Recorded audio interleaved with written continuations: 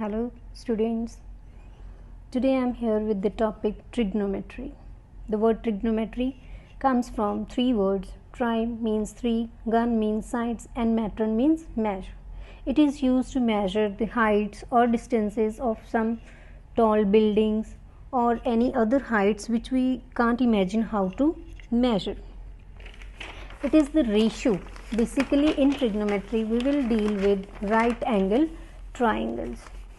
In a right angle triangle, the angle which we are studying, which is under the consideration, is taken as theta.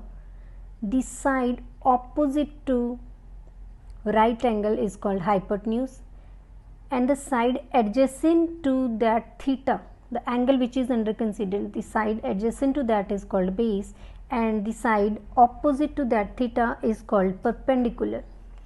Pythagoras theorem will be of much use in trigonometry.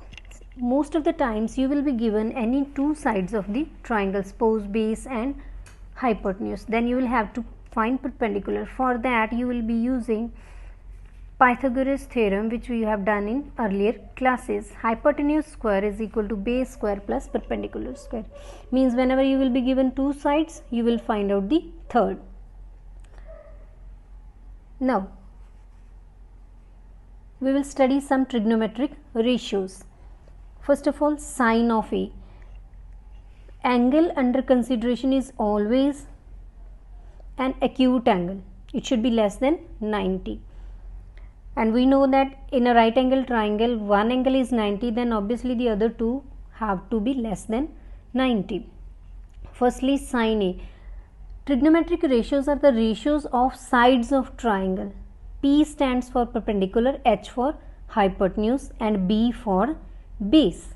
Sine A is the ratio of perpendicular to height, and its reciprocal is called cosecant A, and it is written as H by P. Same way, cos A is base upon hypotenuse, and its reciprocal is secant A, that is written as H upon B.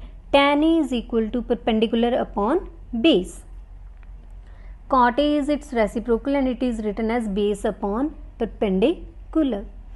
To learn these in a simple way, we have a formula: Pandit Badri Prasad har har bole, sona chandi tole. For this you have to remember P by H. P by H is sine, B by H is cos, and then you have P by B, that is P by B, it is tan. To remember this, it's once again Pandit Badri Prasad har har bole, sona chandi tole. This concept makes it easy to learn the concept of trigonometric ratios. Always whenever you will see perpendicular and hypotenuse is given, to find the ratio of sine you will say write down P by H. Let us take an example. Suppose in a right angle triangle you are given that tan A is equal to 4 by 3. Find all the other trigonometric ratios. We have 6 trigonometric ratios. You have to find, whenever you will be given one, you can find all the other 5. First of all, whenever you see tan A equals 4 by 3, means this is ratio of two sides. Which side? Tan A. Tan A is perpendicular upon base. Angle A is over here, perpendicular is this, and base is this.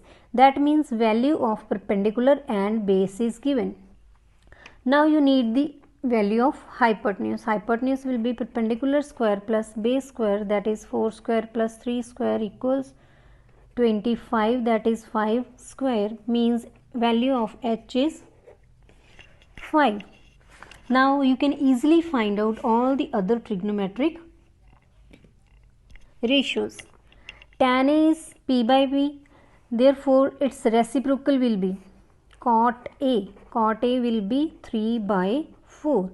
Now we want to find out sine A. Sine A will be, sine A is perpendicular upon hypotenuse. Perpendicular is, here we have written 4, base is 3 and hypotenuse is 5. Sine A is P by H, that means 4 by 5. Its reciprocal cosecant A will be 5 by 4. Same way we will find out cos A. Cos A will be B by H. B is 3 and hypotenuse is 5 and its reciprocal secant A will be 5 by 3. In this way, using the same concept, you can solve your questions numbers 1 to 5 of exercise 8.1.